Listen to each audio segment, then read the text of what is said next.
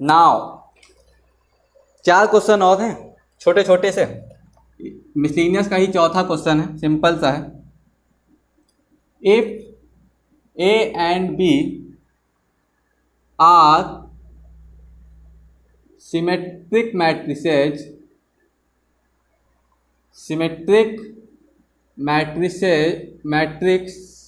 Matrices prove that, proof क्या करना है, प्रूव दैट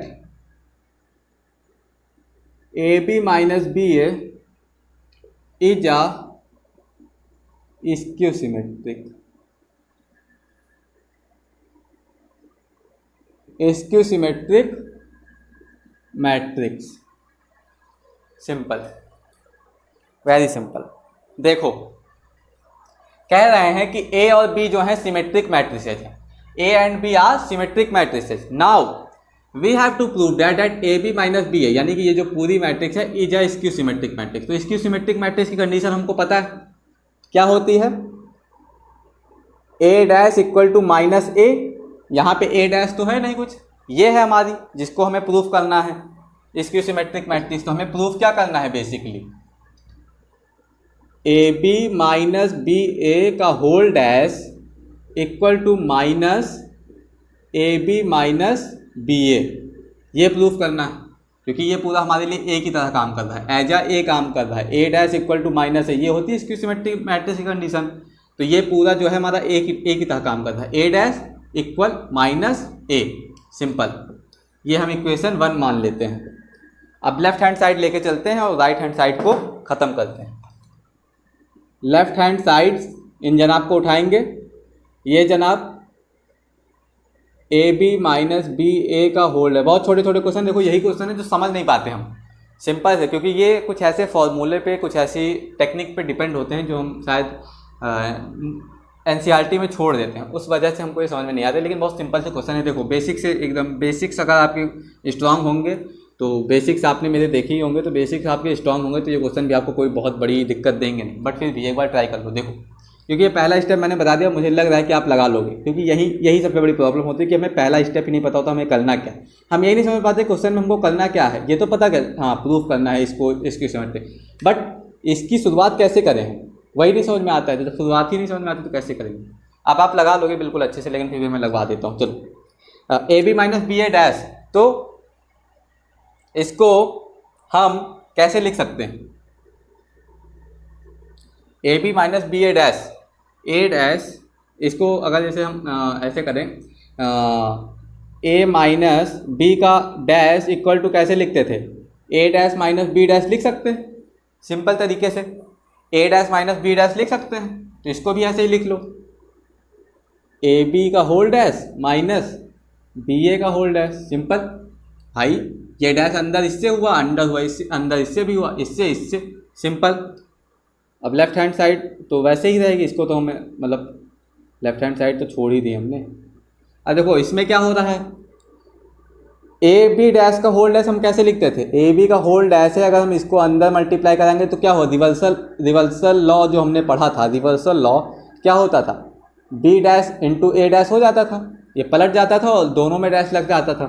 सेम चीज़ यहाँ पर भी होगी, B dash A dash minus A dash B dash, simple ऐसे ही होगा।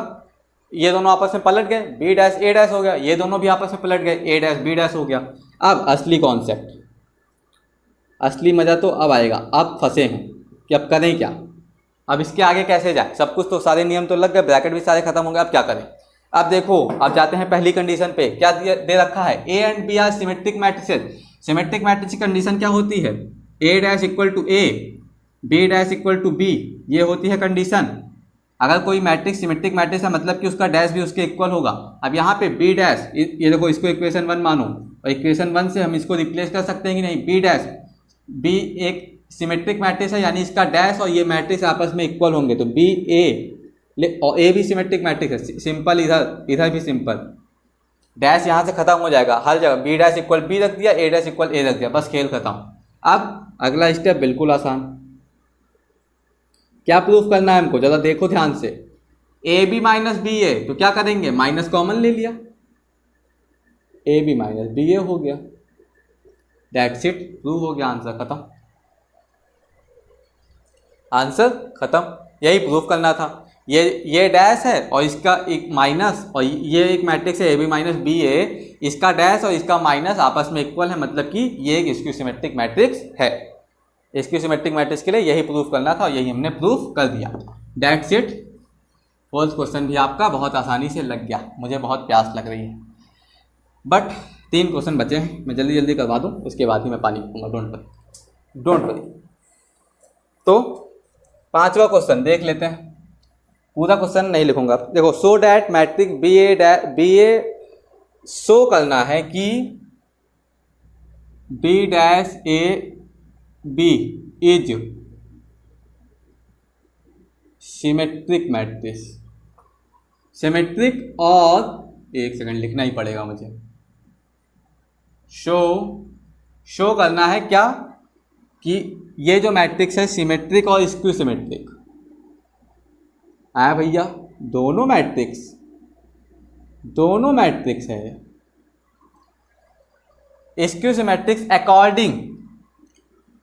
अकॉर्डिंग भैया कंडीशन दे रखी है, दोनों मैट्रिक्स नहीं है। यहीं पे देखो एक क्वेश्चन और आता है, अभी देखो बताता हूँ। अकॉर्डिंग ए इज सिमेट्रिक और skew symmetric. A is symmetric और skew symmetric. Simple, very simple question, बहुत आसान नहीं है, लेकिन हाँ ठीक है, ठीक ठाक क्वेश्चन। तो देखो कह क्या रहा है कि शो करो, दिखाओ बी डैश ए बी ये एक मैट्रिक्स है, ये सिमेट्रिक है। कब? जब ए सिमेट्रिक है। जब ए सिमेट्रिक होता है तो ये मैट्रिक्स भी सिमेट्रिक हो जाती है, और जब ए स्क्यू सिमेट्रिक होता है तो बी भी हमारी स्क्यू सिमेट्रिक हो जाती है। तो सेम चीज़, सिमेट्रिक दिखाने के लिए हमको इसको क्या प्रूफ करना पड़ेगा? B dash A B equal to D dash A B का होल डैश। सिंपल, ये प्रूफ करना पड़ेगा। या फिर रुको, ऐसे नहीं लगता है, इसको थोड़ा अलग तरीके से, इसको थोड़ा सा सॉल्व कर लेंगे। देखो सुनो, और देखो, अच्छा हटाओ इसको 2 मिनट के लिए, सिंपल तरीके से जाते हैं, कॉम्प्लिकेटेड हो जाएगा वैसे थोड़ा। देखो बी डैश ए बी ये दे रखा है हमको, इसको हम कैसे डील करने वाले हैं पता है? इसको हम ऐसे डील करने वाले हैं कि बी डैश हमारे लिए एज अ एक्स काम करेगा और ए बी हमारे लिए एज अ वाई काम करेगा। इसको थोड़ा इमेज ध्यान में रख के करना तो समझ में अच्छे से आएगा।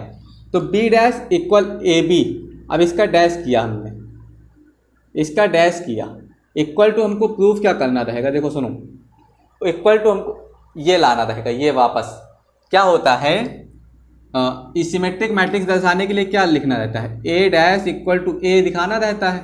तो हमने इसका डैश ले लिया, अब हमको इसका डैश सॉल्व करके ये लाना है। तो इसको हम सॉल्व करने के लिए कैसे करेंगे? इसको हम एज अ एक्स ले रहे हैं, मतलब एक्स और वाई मैंने इसलिए किया ताकि आप ए और बी में कंफ्यूज ना हो। वैसे तो हम बी डैश को ए और ए बी जो अब तक हम पढ़ते चले आ रहे हैं, ए बी का होल डैश मतलब 2 मैट्रिक्स आपस में प्रोडक्ट। तो यहाँ पे हम लेकिन क्या कर रहे हैं, यहाँ पे हम एक ऐसी चीज़ कर रहे हैं, थोड़ा अलग सा, अलग कुछ नहीं है, बस नाम अलग दे रखा है।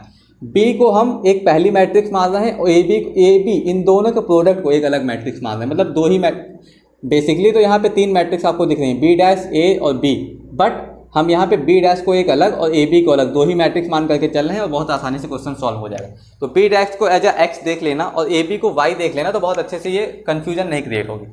तो देखो इसका डैश, अब ए बी का होल डैश जो हम पढ़ते थे तो क्या पढ़ते थे? बी डैश ए डैश पलट जाता था और इसका डैश उसका डैश हो जाता, मतलब दोनों में डैश लग जाता था और आपस में पलट जाते थे। तो हमारे लिए ये एक्स है, ये पूरा एक्स है और ये पूरा वाई है, तो इसको पलटेंगे, यानी कि ए बी ऊपर आ जाएगा, ए बी का होल डैश लग जाएगा और बी डैश का भी डैश लग जाएगा, बी डैश का भी डैश लग गया। सिंपल, समझे नहीं समझे? देखो भाई ध्यान से सुनो, ये हमारे लिए ये पूरी एक मैट्रिक्स थी और ये पूरी एक मैट्रिक्स थी।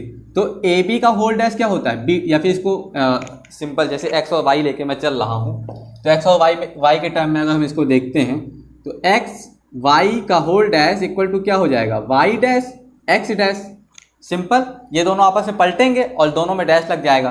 तो ये हमारे लिए y है, ये इसको लिख ही लो, x equal to B dash y equal to A B, ऐसे करके इसको, मतलब ऐसा कुछ लिखना नहीं है, बस मैं समझाने के लिए कर रहा हूँ, ठीक है।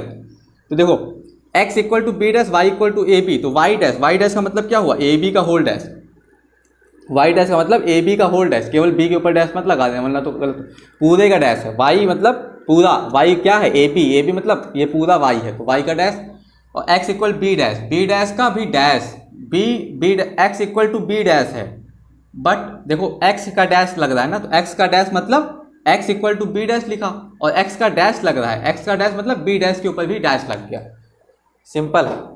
उफ, आगे देखते हैं, b डैश ए बी का होल डैश, अब इसको सॉल्व करो, ये फिर से, अब देखो यही कॉन्सेप्ट जो यहाँ पे लगाया था एक्स वाई, अब ये देखो ये भी यहीं पे, वहाँ पे भी वही लगेगा, इसको b डैश, ये a और ये क्या हो गया, b हो गया, समझ गए, नहीं समझे, डैश डैश आपस में वापस वही आ जाता है, कैंसिल, दो डैश आपस में कैंसिल, वापस वही मैट्रिक्स आ जाती है। यहाँ पे क्या हुआ, x और, अरे यहाँ तो सिंपल है यार, b, ये दोनों आपस में पलटे और दोनों में डैश लग गया, सॉरी, हाँ, b dash a dash b, ये आ गया, b dash a dash b, b dash a dash b। अब देखो यहाँ से इसके बाद ये हमारी इक्वेशन 1 हो गई, इक्वेशन 1 हो गई। अब देखो b से हमको कोई मतलब नहीं, हमको मेन मतलब क्या है, a से, तो केस वन लेते हैं, क्या है, a इज सिमेट्रिक, केस 1 हमने ले लिया कि a is symmetric, a symmetric matrix है, सिमेट्रिक मैट्रिक्स का मतलब क्या हुआ, a dash equal to a हुआ, यानी कि उसका डैश और वो मैट्रिक्स आपस में इक्वल होंगे तभी सिमेट्रिक मैट्रिक्स होगी। तो अब देखो इसको हम a से रिप्लेस कर सकते हैं, b डैश ए बी का whole dash equal to b dash A B, simple. तो b डैश ए बी और इसका डैश दोनों आपस में इक्वल हो गए, मतलब कि ये सिमेट्रिक मैट्रिक्स होगी कब, केस 1, a डैश जब a के इक्वल हो। प्रूफ हो गया कि नहीं, देखो इसका ये मैट्रिक्स थी, इसको सिमेट्रिक दिखाना था, मतलब इसका डैश इसके इक्वल दिखाना था, इसका डैश इसके इक्वल हमने दिखा दिया, और कब दिखाना था, जब ए सिमेट्रिक है, तो ए सिमेट्रिक के केस में ही ये दोनों आपस में इक्वल हो रहे हैं।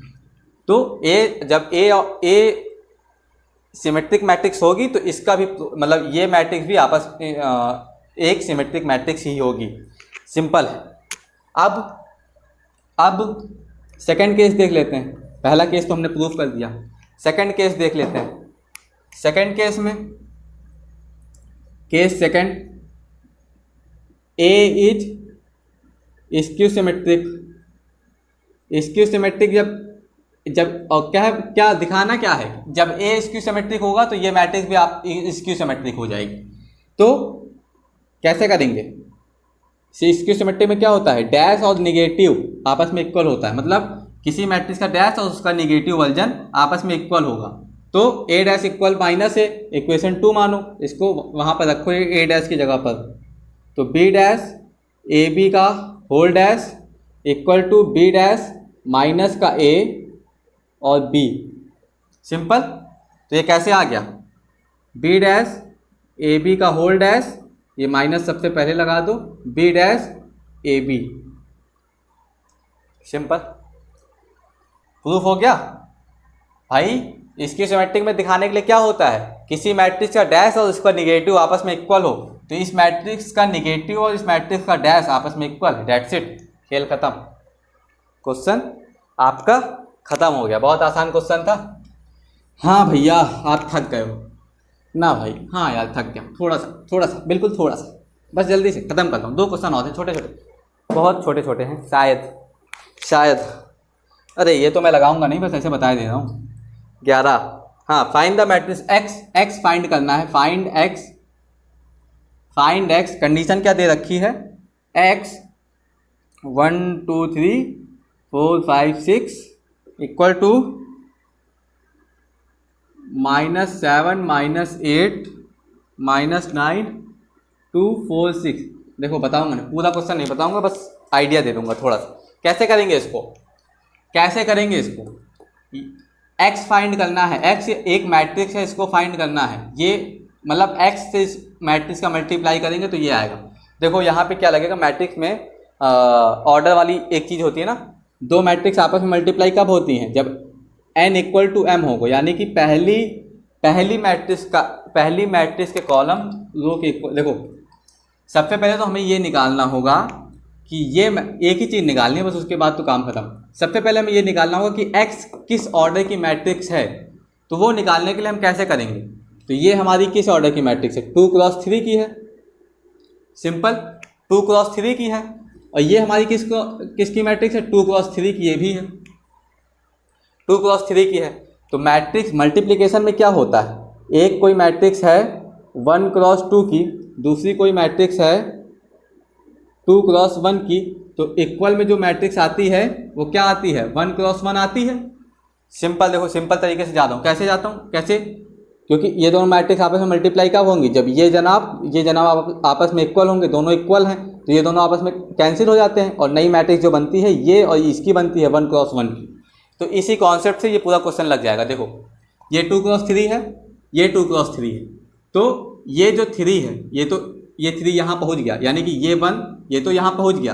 अब ये 1 है, ये 2 है, हम देख रहे हैं ये 2 है, हमें पता है कि ये 2 है, ये 1 यहाँ पे कहाँ से आया है, यहाँ वाला 1 गया है वहाँ पे। तो यानी कि x में कितनी रो होंगी, x में कितनी रो होंगी 2, क्योंकि यहाँ पर 2 लगा हुआ है।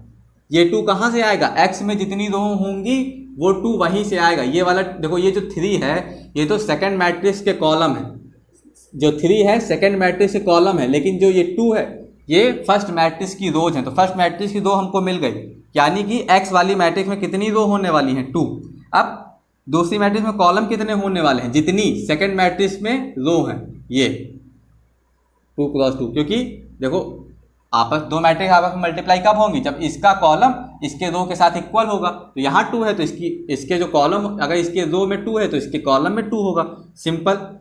तो 2x2 की मैट्रिक्स बनेगी, सिंपल। इतना तो हमें पता चल गया कि 2x2 की मैट्रिक्स बनेगी तभी ये मल्टीप्लिकेशन होगा और तभी 2x3 के रूप में आंसर हमको मिलेगा, अदरवाइज और किसी कंडीशन में हमको आंसर मिल नहीं सकता वैसा। तो 2x2 की मैट्रिक्स में आंसर हमको मिलेगा, लेकिन अब इसके आगे क्या करें भैया, हाँ बस काम खत्म। हमें पता चल गया कि x जो है 2x2 की मैट्रिक्स है, तो इसको A B C D मान लो, CD मान लो, ये 2x2 हो गया, 2 रो 2 कॉलम। अब इन दोनों का, अब इसको और भैया इसको, उनसे कोई मतलब नहीं, अभी तो उनसे कोई मतलब नहीं, आपस में मल्टीप्लाई करो फिर इक्वालिटी वाला लगा देना। मैंने क्वेश्चन लगाए हुए हैं वैसे, आंसर आपका आ जाएगा, सॉल्व करके A B C D निकाल लेना, बस काम खत्म। सिंपल है बिल्कुल, मतलब सिंपल था बिल्कुल, बहुत सिंपल था, बहुत ही। उफ, बहुत थक गया मैं आज तो, बहुत ही जल्दी। लास्ट क्वेश्चन है आज का, तो दिया हुआ है if A is square matrix, A एक स्क्वायर मैट्रिक्स है, ठीक है, सच डैट, कंडीशन है स्क्वायर मैट्रिक्स तो है भैया, such that A dash equal to A ना, sorry A square equal to A square A के इक्वल है, देन प्रूफ करो, नहीं प्रूफ नहीं करना है, देन I प्लस A का whole cube -7A is equal to, नीचे कुछ ऑप्शन दे रखे हैं, उन ऑप्शन के जरिए हमें दिखाना है कि ये वैल्यू उन ऑप्शन में से किसी एक के साथ मिलती है। तो देखो कैसे लगाएंगे इस क्वेश्चन को। सबसे पहले वो कॉन्सेप्ट पकड़ो, छोड़ो, अच्छा वो कॉन्सेप्ट ना पकड़ो, इसी को सॉल्व करते हैं, यही पकड़ो केवल। I प्लस A का होल क्यूब -7A है, A प्लस B का होल क्यूब फॉर्मूला लगाओ, क्या होगा, I cube plus A cube plus 3IA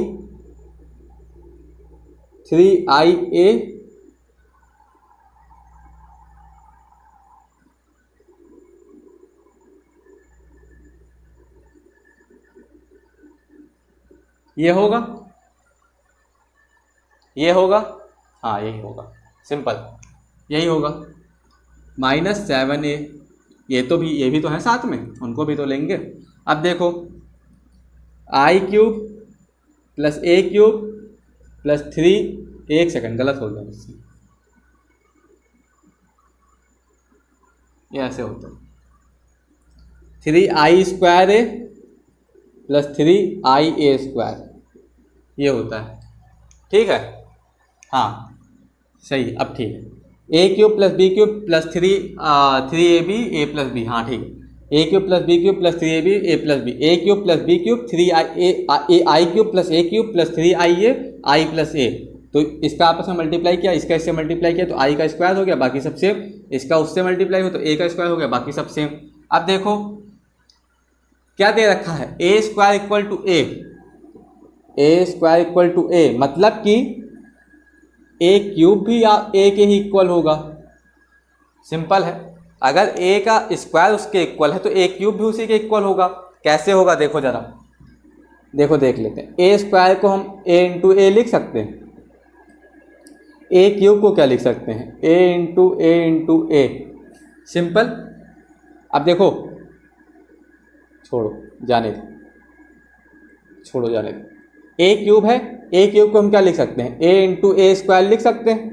अब a² हम जानते हैं a के इक्वल है, तो a² को हम a से रिप्लेस कर सकते हैं। अब इसका आपस में मल्टीप्लाई, फिर a² हो गया, अब a² फिर से a के इक्वल हो गया, है ना। सिंपल, बिल्कुल सिंपल चल रहा है आराम से। तो चाहे a³ हो चाहे a² हो, यहाँ से हम क्या देख रहे हैं कि a equal to a² equal to a³। तो इसको वहीं से हम सॉल्व करते हैं। i³ से कोई मतलब नहीं, i को i ही लिख सकते हैं, 1 है क्योंकि ये a³ क्या हुआ, a³ a के इक्वल है, a लिख लिया, प्लस सॉरी -7 है तो भूल ही गया मैं, प्लस i² खत्म, कोई मतलब नहीं, 3ia प्लस 3ia², a ही से रिप्लेस हो जाएगा, a -7a। अब देखो i को यहाँ से हटा सकते हैं, i plus a plus 3ia, ia 1 की तरह काम करता है तो 1 इंटू कोई मतलब नहीं, a 3a लिख लेते हैं, प्लस यहाँ पे भी 3a लिख लेते हैं, -7a। तो क्या आ गया, a plus 3a plus 3a 6, 3a plus 3a 6a, 6a plus a 7a, 7a minus a, 7a minus 7a equal to 0, यानी कि ये पूरे आपस में कैंसिल हो गए। तो बचा क्या हमारे पास, i, केवल i बचा हमारे पास, आंसर केवल i बचा हमारे पास, i बचा, i, यही आंसर होगा हमारा, ऑप्शन जो भी ऑप्शन रहा हो, i। बस यही इतना है। एक चीज़, इसके पहले जो क्वेश्चन था अभी याद आ गया मुझको, उसमें एक कंडीशन दे रखी थी, क्या उसमें तो एक कंडीशन दे रखी थी कि अगर a सिमेट्रिक हो तो वो मैट्रिक्स भी सिमेट्रिक होगी, और अगर a डैश इसकी मतलब अगर a सिमेट्रिक है तो जो ऊपर मैट्रिक्स दी गई थी वो भी सिमेट्रिक होगी, अगर a इसकी सिमेट्रिक है तो जो ऊपर दी गई मैट्रिक्स है वो भी इसकी सिमेट्रिक होगी। लेकिन एक नंबर में कभी कभी ऐसे क्वेश्चन पूछ लेते हैं कि ऐसी कौन सी मैट्रिक्स है, या मिसलिनियस में ही हो सकता है ऐसा क्वेश्चन आपको मिल जाए, मल्टीपल चॉइस में ही, कि ऐसी कौन सी मैट्रिक्स है जो सिमेट्रिक भी है एंड स्क्यू सिमेट्रिक भी, बोथ सिमेट्रिक और स्क्यू सिमेट्रिक बोथ है, तो उसका आंसर होता है 0 मैट्रिक्स सिमेट्रिक मैट्रिक्स भी होती है और स्क्यू सिमेट्रिक मैट्रिक्स भी होती है, बस और कोई मैट्रिक्स नहीं होती जो सिमेट्रिक भी हो और स्क्यू सिमेट्रिक भी। दैट्स इट, इतना ही था आज के लिए। सो मैट्रिक्स यहीं से रैप अप करता हूँ। अगर आपके कुछ कमेंट्स आए, आपको कुछ और जानना हो और भी कुछ रिलेटेड मैट्रिक्स से या मैथ से, कुछ भी रिलेटेड, किसी भी सब्जेक्ट से रिलेटेड आप पूछ सकते हो। फिलहाल मैं मैथ्स ही पढ़ा रहा हूँ, सारा फोकस मेरा मैथ्स पर ही है, तो प्लीज़ मैथ्स का ही पूछना। Otherwise if you want you can take help from me, but surely I will help you. तो चलता हूँ, रात बहुत हो गई, good night, take care, bye bye. और हमेशा की तरह फिर वही कहूँगा कि बिलीव योर सेल्फ, सॉरी भूल गया, हमेशा की तरह वही कहूँगा कि मुझ पर विश्वास मत करो, believe yourself and do whatever you want, because I believe that if you think you can, but if you believe you will. So good night, take care, bye bye, love you, thank you so much.